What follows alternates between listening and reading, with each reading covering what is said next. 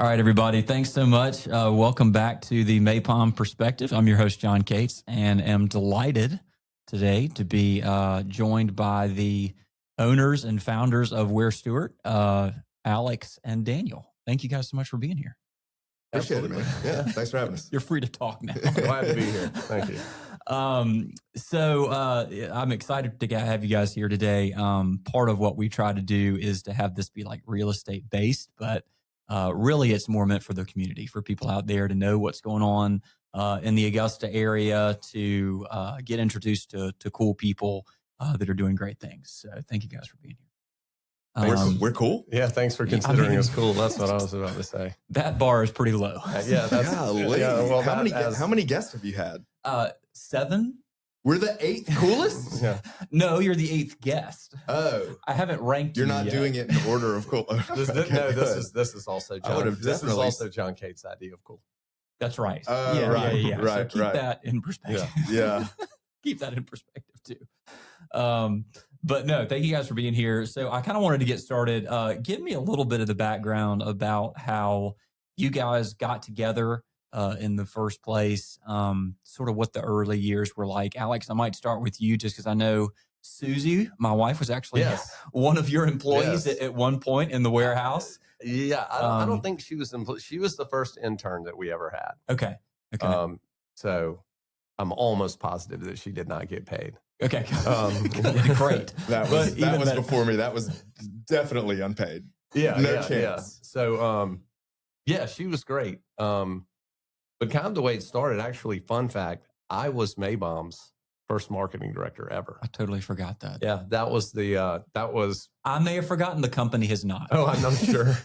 The plaque is not in this office. It's down in the one. Right. We couldn't move it. It's so big. Yeah. Right. So, I'm gonna see if I thought they did a good job with the likeness on the sculpture. But yes, anyway, sure. Do you have that experience listed on your LinkedIn?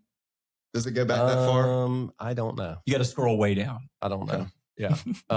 There's my 6 W-2s right before that in 1 year in Atlanta. Proceed the marketing director for Maybaum. But anyway, So was that a paid position? it was. It was. It was. And you knew it was paid because I had to wear a coat and tie the whole time. Mm-hmm. Sounds right. But that I was in Atlanta after college, and Courtney and I wanted to move back to Augusta, and that job came up, and so I interviewed for it, and I got it, and so I started as Maybaum's marketing director, and then after a year and a half or so, I was approached by a competitor to kind of do the same thing for them. Okay, everybody knows this.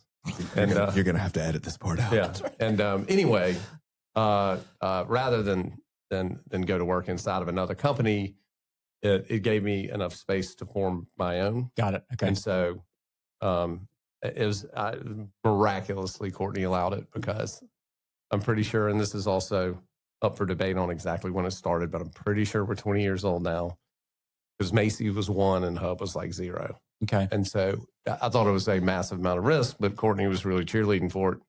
So we, as such as her background, she's a cheerleader. So we did it. Yeah. And then Daniel came to town like a year or 2 after that, year and a half maybe. Mm-hmm.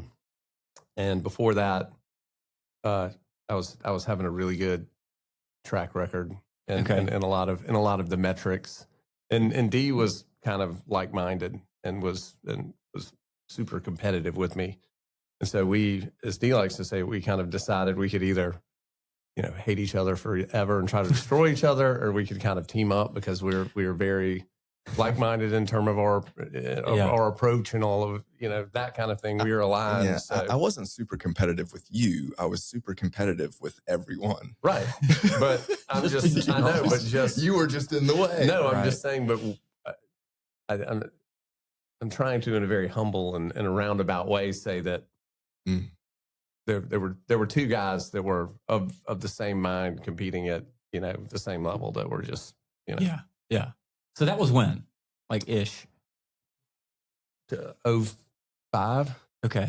Yeah, 05, so 05. So 06. So I got into graphic design. No, that would have been it would have been 07. or something like that? Because you graduated Georgia. My first day on the job was 1 year after my wedding anniversary, which was 07. But which one? So our first. Okay. His first, The first one. Yeah. So 2008 was my first day in the warehouse office. Okay. And you were on vacation that week. Yep. And when you came back, like all the furniture was rearranged and there was all this new stuff. Yes. And I was like, this is how we do things now. Yeah. New file systems. Uh-huh. But I got into, well, there were actually job numbers. Okay. Now, that was a new thing. But I got into graphic design because my parents got me an Apple computer on my 21st birthday. Okay. That was a nice gift. Right. They sent my brother to like Europe for the summer on his 21st birthday, but that was because he didn't lose the Hope Scholarship the first chance he got, like I did. Right. You computer's still a nice gift. You had the Hope? For a minute. Oh, wow. I had it For a minute. You had hope. And then I got a For a 1, minute. and then I got a 1.6 GPA one semester. That's out of 4. That's For our out of listeners. 4. Yeah, that's out of 4. I did get mono that semester, not to brag. Okay. But Because you were kissing just so many people. Always pretty popular. yeah, Right. no, Right. I did have popular roommates though, and we were living in a loft together, and that was probably how I contracted something. Yeah. But Accidentally you shared can- a toothbrush you or can something. you can cut this part out. But anyway, like I was always, I could draw and I was Yeah. good at art, and I got told, "Oh, you're creative, which is what they tell a lot of kids that Sure. that make bad grades, but Right. are kind of pranksters and class clowns. Right. But I'm really, really impatient, so I couldn't do.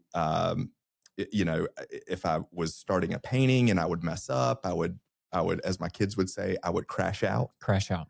Yeah. And when I got this computer and it came with Photoshop, like the student edition Photoshop on it, and I could swap my friends' faces and heads around and put them on different bodies and stuff. And there's an undo button and I can save multiple copies and work really fast. That's how I kind of fell in love with it, because creativity could kind of happen, a lot faster. Right. And like many things, I just obsessed about it like crazy. And got an internship back in Augusta. And that's how me and Alex kind of like were crossing paths at Addy Awards and things like that. And, he was doing really great work, and, I was trying to get up to that level. And, we kind of went back and forth on, winning these little trophies at the Addy Awards. And, that's kind of why we decided to get together. Yeah, that's great. So, all right, you guys form, sort of a new venture. What were those early years like of growing? I mean, how did you guys, what opportunity, I guess, did you see in the market to do what you're doing now and to do it at a high level? We weren't thinking about that at all. Yeah. No, but I mean, I think the general gap that we exploited at the time, which was 20 years ago, was kind of leading with creative. Sort of the lay of the land when we got here was, for the most part, it was people that were leading with media, that sold media, or people that came out of out of a media sales background, and then creative was kind of the loss leader. So, you sign up with them, you buy media, then they create the ads for you. And we were the reverse, because we didn't sell media. We didn't know how. So we just were like, pay us for the ads. Right. And then there was just a ton of, like, we thought, we want our town to be cool, and we always wanted to be downtown and that kind of stuff. So we taught ourselves how to screen print posters, because we thought cool towns have screen printed posters of bands. And so we went to Coco and all these people at Sky City and Soul Bar and said, like, hey, can we screen posters for free? Yeah. I think we tried to sell them for about 10 minutes and no one bought them.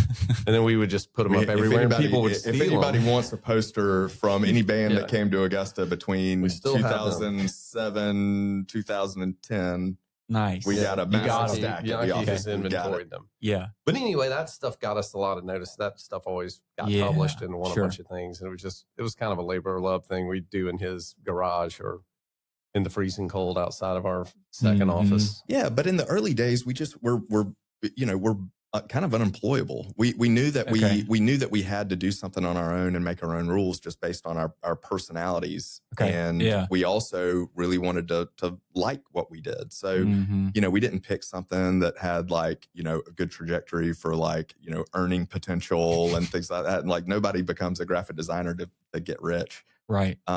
So, we wanted to have fun at work. We knew we didn't really want to work or anyone else. Right. And I think that we both, for slightly different reasons, we get a lot of satisfaction out of people seeing our work. So like this, or he's pointing to our logo for those of you who don't have video capabilities. The Augusta University, logo on the side of a building and things like that. So when you see your work out there in the wild and it's appreciated by people as being good, that's a really good feeling. So when you blend those three things together, that's really why we wanted to start it. And, we thought that it would be, maybe a couple of employees one day to, help us do the BS that we didn't want to do, like resize every banner ad or whatever. Yeah. And it just kind of spun out of control after a while. Gotcha. Yeah. And we had early on, it was like, what does, success look like? And it was really low bar at the time. It was like, I think you wanted to go to Fresh Market, and not look at prices. It wasn't even Fresh Market. It was, can I go in the grocery store and buy whatever I want and not have to worry about it? Right. Not have to BOGO everything. I think that is when they had a lobster tank at the BI-Lo. So why don't they do that anymore? I don't know. It's a great question. All right. So tell me a little bit about where you guys are now. Like how many employees, sort of how has that changed over time to where you guys made the jump to like, okay, we've actually got something here. This is a real business. Obviously you guys still love what you do. You're in it because you love what you do, but it's gotten to a scale now where, there's some real business and organization and goals and all of that stuff. I mean, how do you guys work through that? And I'd also love to just know sort of, numbers these days. Like how many employees do you guys have now? We have about 25 employees at Wier Stewart, and we have 3 team members at Show Pony, our sister company that does promotional products and branded merch and that kind of thing. So got it. Okay. We've been around 30 for a while, and have really noticed, tons of differences between 15 and 25, and the things that you read about, business sizes, and depending on what category you're in, you can get stuck in like a too small to be big and too big to be small zone. We felt a little bit of that from time to time. We have like what we call 9 or 8 different like service lines or divisions at the agency. And they kind of all operate as kind of their own small business by themselves. And a lot of our larger clients kind of use them all, and they kind of get combined. So, you can come to Wier Stewart for strategy only, or strategy and campaign and video production and website design and social media management and kind of everything, down the line. It kind of evolves in what was getting asked of us. So initially you're kind of good at one thing, and then they say, well, can you also do this? And the answer is always like kind of yes. And then we figure those things out. I mean, like he was mentioning Show Pony. I think that's a perfect example of like, we internalize this process of making all of the merchandise for people, because we would make an identity for somebody, and then you'd see it on something that was cheap or it was poorly done. And we didn't look good. We just really wanted to control that piece of it. But then that doesn't operate just logistically, process wise. It's very, very different from the ad agency. And it's hard to have,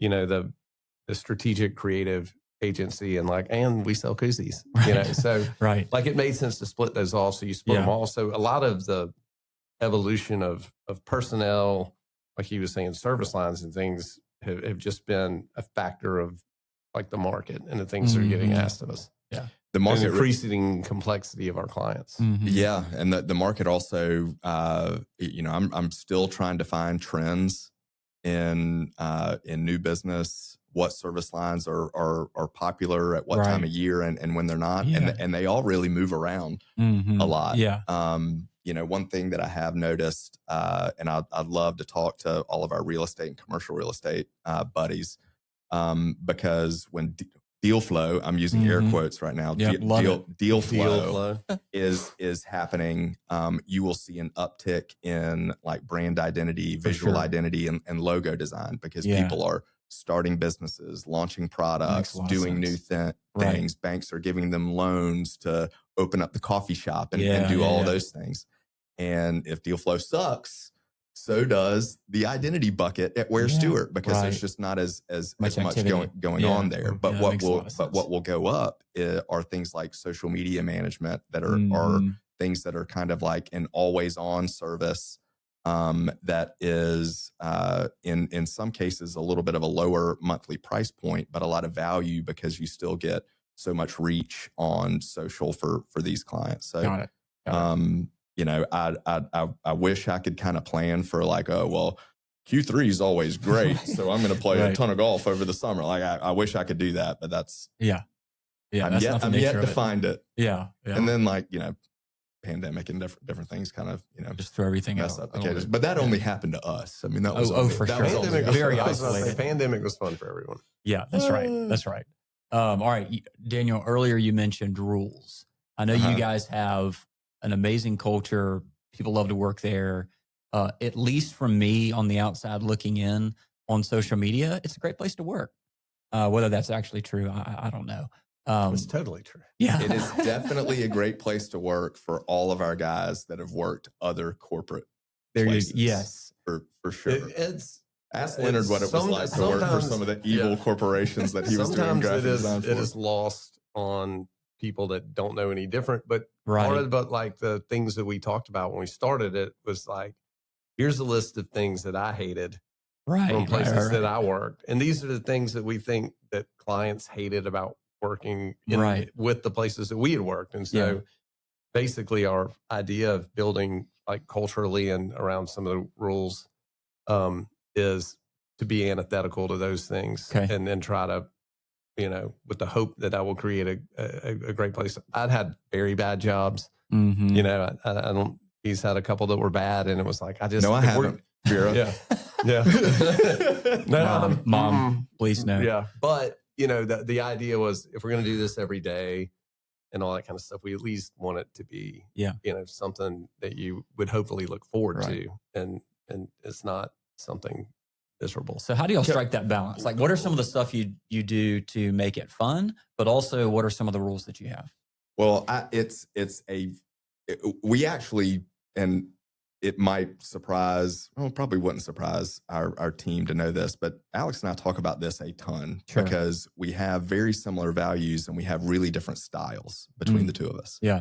And we are both culture guys but on somewhat different frequencies. Okay. And when you are a self-funded small business with, you know, you got to do it all yourself or it ain't going to happen. Not every day is going to be like no pressure. You know, sometimes there's client demands. Sometimes we're trying to do the impossible for a client under crazy pressure or a crazy timeline or people are being unreasonable or whatever. Or there's a hurricane. Or there's a hurricane or whatever. So not every day at work is going to be, you know, completely awesome. And it doesn't matter like what radio station you put on, like or how upbeat the music is. But what keeps it from just deteriorating into misery is having a baseline attitude, you know, of positivity and optimism and everything. So that like, you know, if you're in general having a good time when everything is going well, like when you need cultural fortitude is when it goes south, not when it's going great. It's easy for everybody to have a good attitude when it's going great. But if it goes south and you can't counteract, you know, that kind of negative momentum with a positive attitude, then the wheels completely come off. And foxhole stuff is good sometimes, right? Yeah. When you get out on the other, when you get out on the other side of something that was really challenging and you do it together as a team and you can kind of look back and you say, hey, nobody helped us do this. Like we did this on our own. You know, it's trauma bonding is not the word that I would use necessarily, but we're in a deadline business. And sometimes it can feel like that, you know? Yeah. But we try to be, you know, and almost to a fault sometimes culture-wise, people know, but for example, they know how I feel all the time. Okay. And what do you mean by that? I have a hard time masking my mood, attitude, emotions, whatever. Good or bad. Good or bad. Yeah. And so people pretty much know where I stand on things, and I can get sideways on that every now and again because I'm an intense person. Never knew that about you. And,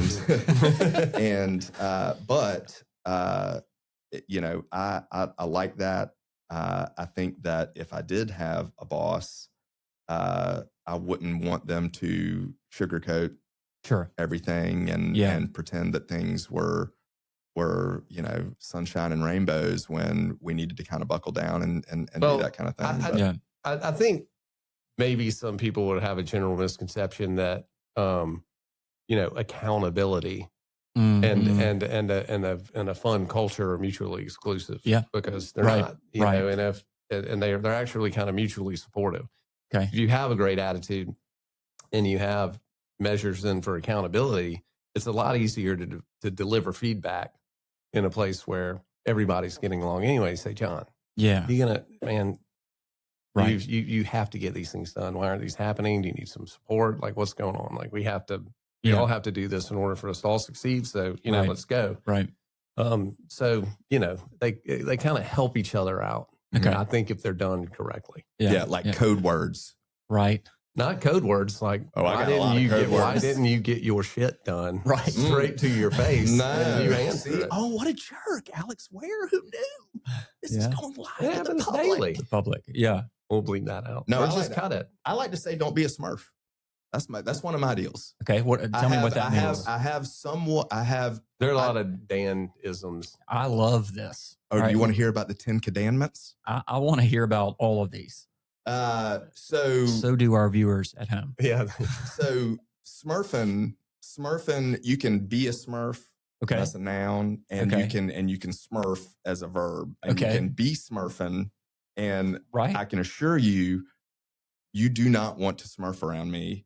Okay. Be a Smurf. Just explain or the have any analogy for the people that don't understand what this is. Am I doing it right now? No, you're not smurfing right now. Good. But so Thank the goodness. Smurfs, right? So everybody is familiar with the Smurfs. Right. There's all these Smurfs. Everyone there's one above the age of 35.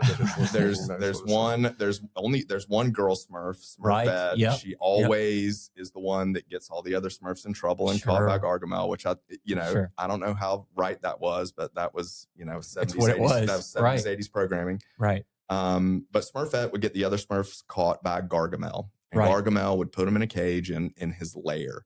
And if you're watching the Smurfs, you got these Smurfs in a cage and they're holding the bars of the cage and they're like, oh no, we got captured by Gargamel. But the bars on the cage are like 4 feet apart. Right. Sure. They could just walk out of the cage. Yeah. Like it was like, it always drove me crazy. Like, so now the metaphor for being a Smurf is if you get presented with a problem and you say, I can't move past it. Sure. You've put up your own roadblocks. I'm in a cage. I'm in a cage. And I'm like, this cage is not a problem. Right. You can walk on out.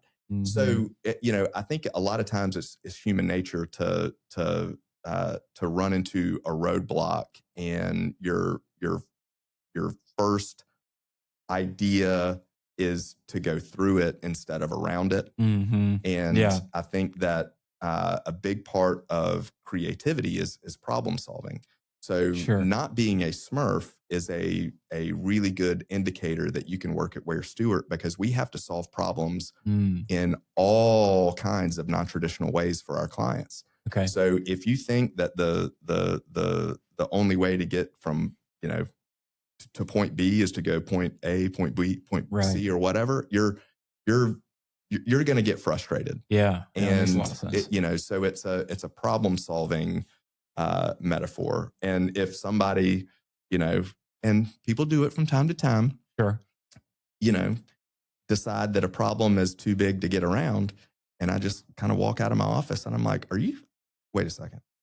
Are you smurfing right now? In front of me? Yeah. Are you smurfing in front of me right now? It's a little bit of a nicer way to say, you got to figure this stuff out. I was never clear. Did he want to eat the Smurfs, or did he not like the fact that they were communist? That's a great question. Were the Smurfs communists? Yes. Yeah. They didn't have any money and they all had their little things that they did. Right. I don't know. Papa Smurf, I don't think there was a council beneath Papa Smurf. I don't think so either. I think it was more of a dictatorship. Yeah. Not that I needed another reason to hate the Smurfs, but good grief. Yeah, here we go. Get out of here. I mean, eventually the line will die out because that's right. Unless I don't know, Smurfs have another form of reproduction. I don't know. I think we need to do a second episode talking about maybe Iran and the Smurfs. Like it seems like there's a lot of parallels. There's a lot of there's some filaments that run through both of those things. That's exactly the same thing. What I love is that we took our boys to the Georgia basketball game a couple weekends ago. Oh, and God, Smurf, did you watch it last night? I did, which was awful. But Smurf Millender, that plays for the Dogs, they've got like 10 students dressed up in full Smurfs. Blue body paint and they're Smurfs. My kids are like, what are those? It's like, that's a Smurf. So I don't know. Maybe we shouldn't introduce our kids to the Smurfs because it sounds like there's a lot going on there. Yeah. Or you can't unpack it at that. Yeah. age, I mean, I was a Fraggle guy. Yeah. Oh, sure. Sure. Oh, yeah. Yeah. Fraggle Rock. Yeah. Fraggle's weird though. Those dozers built stuff for no reason and the other ones ate it. Yeah. They were they were like indentured. Yeah. That's like another kind of weird. Yes. Pretty dark. Utopian, dystopian. Yeah. Pretty dark. Well, anyway, we have digressed. The children's really programming this podcast is going. Professionals of the 70s were probably on something. Oh, yeah. 100%. 100%. Well, one of the things I like to do when people come on the podcast is we talk a little bit about, our town, our area. Love to have people on here that are always trying to do great things to make our city great and better than it was. I know all three of us grew up here and care a lot about our community. What are some of the ways that you guys, and maybe I'm assuming that you do, think about your company as sort of we like to think about it, at least at Maybom, I call it a catalyst for change. Like we don't want to just like be on a board or like help the community out. You want to be like on the front lines saying like, there's a problem here. We want to get it done. What are some of the ways that you guys try to engage Augusta, downtown, in different ways to sort of make our community better? Yeah. On a very small level, just to a point that Daniel made earlier is like, we want things to succeed here. Yeah. And in part, I think that's why early it was like, please don't let anyone rebrand Augusta University but us, because we don't want someone to come in and mess it up. Yeah. So it's that piece, but then, we try to give what our advantage is to Apero Academy. Mm-hmm. And we did we give a shirt thing during the pandemic where we just saw, all these businesses that we love suffering. And the answer at the time was like, I can't remember what it was called. There was a group thing that you could give money to that would then distribute it to all the restaurants or something like that. I can't remember what the name of it was, but we were like, how does Sports Center actually get that money? Right.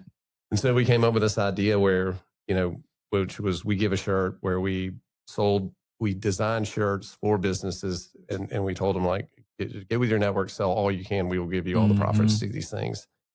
And we sold over $250,000, like over $250,000 worth of money that we gave back to individual businesses that I think was really crucial at the time. So we're always trying to do things like that. Right.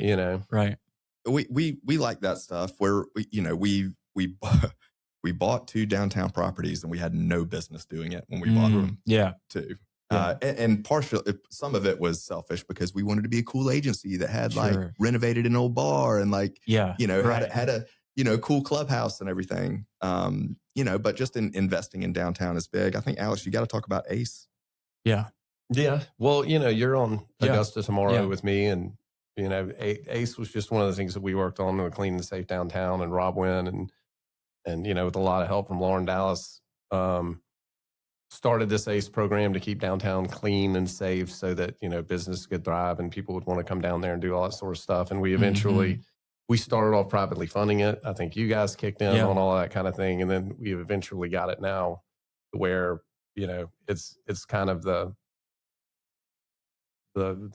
maintenance of a lot of downtown, at least in landscaping and cleanliness and stuff like that. So, whatever we are getting involved with, we love this town. And I mean, just being downtown, I think is proof because you have to have people that are pioneers like Soul Bar Nacho Mamas. When Tax Slayer moved down there, it was a big deal. Like just everybody that comes down there, anchors it down because to me, and I'm again, we're very biased downtown people, and Augusta tomorrow's about a lot of that too. You can't really have a really cool cultural town that's awesome and people want to come and visit and everything if you don't have that really core downtown heart of it that's just cool and it's old. And it was like, all the stuff you look at back in the day is just incredibly awesome. And then take that to like, outside of Augusta, one of the coolest things that we've had the opportunity to do 5, maybe 6 years ago now is have the opportunity to work with Destination Augusta and work with Karen and Benish and that entire team, creating the visual language and message for what it looks like to promote Augusta to other cities and tell people to come here and, have a weekend in Augusta and, to be, and this is like the fridge thing. So like, I've got this metaphor, like when your mom puts artwork on the fridge, it makes you feel good. Okay. Yeah. Right. Yeah. So it's the same thing. When you go past a billboard, that you design, like you see it, it makes you feel good. Right. And so for us to be able to have the Visit Augusta, Destination Augusta, visual language and be a part of that, that's a big point of pride for us at Wier Stewart. And they've made a big investment in their physical location in Augusta and Co. Retail. They're kind of like the hub for all things downtown. So and again, that was just like we want people to understand what our town's about, and we want it to look cool, and that is the job of the ACVB. And again, that was one of those where like we want to get, we need that, we want this, and not for our own like portfolios or look at this cool stuff we did, but just so that it's like, that the people that are here and the people that see are like, that's what it is. Yeah, but we're going to need to start hiring people because I'm getting less cool by the hour. Sure. Yeah. I didn't want to say that in front of all these people, but that's Kate's assessment. Again, let's put this all in perspective. Yes. That's great. Self-awareness. Yeah, that's right. Yeah. It's important. Know thyself, right? Indeed. Yeah. Indeed. That's a great place to end. Guys, thank you so much for being here. We're going to do a quick picture outside next to Alex's statue. I think that's really important. Down at the Wheeler Road place. I think it's turned out really well. I do too. It captured your biceps and the triceps, all that definition you got going on. So I like that they let me hold a linden leaf in it too, because it's just so much knowledge spread among all those people. It's just kind of a classic representation. It's almost like having the, oh yeah, the what do you call that? Like a Greek, like what Julius Caesar would wear around his neck. A laurel, a laurel. Yes, a laurel of linden. That's great. So we'll stop by and see it. I think the sculptor is really proud of it. Okay. And even though it's at our Maybaum office, it's for the community. Yeah, it's really to enjoy. That's right. All right, guys, I appreciate it. Look forward to seeing you guys next time.